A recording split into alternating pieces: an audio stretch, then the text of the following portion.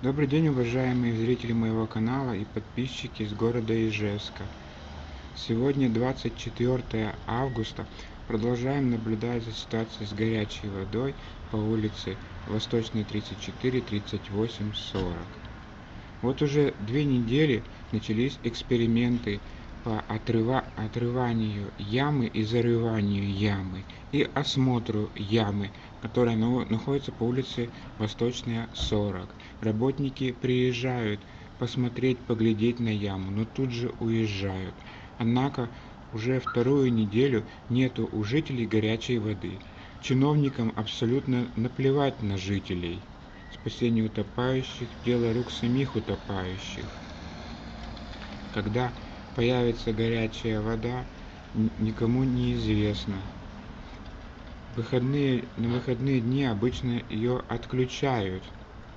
Такие эксперименты по выживанию ставят удмуртские коммунальные системы города Ижевска, с которыми недавних пор заключена концессия и дружеские отношения. Удмуртские коммунальные системы не хотят вообще работать.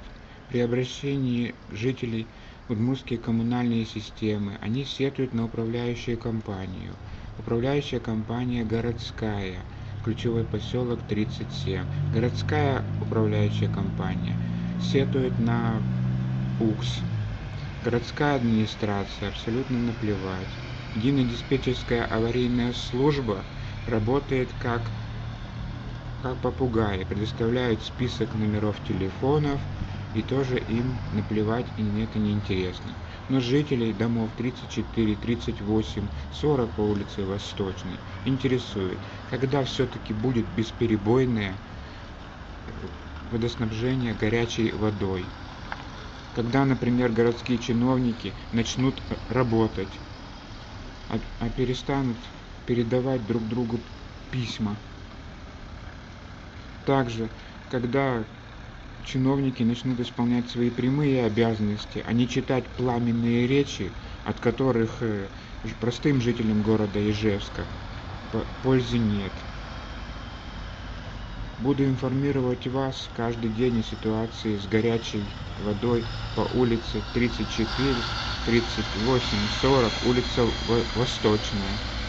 Всего доброго, хорошего вам дня. Подписывайтесь на мой канал. Вы узнаете о бездействии удмуртских коммунальных систем, городской компании УК под предводительством Рауфа Кудузова и чиновников городской администрации. Всего вам доброго.